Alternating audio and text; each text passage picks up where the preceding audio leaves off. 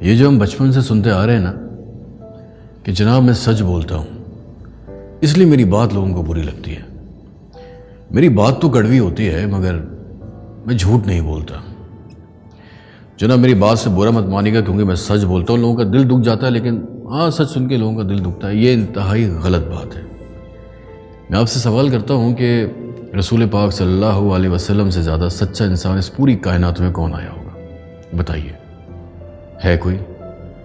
اور اب مجھے یہ بتائیے کہ کیا کبھی میرے نبی پاک صلی اللہ علیہ وسلم کی بات سے کسی کا دل دکھا؟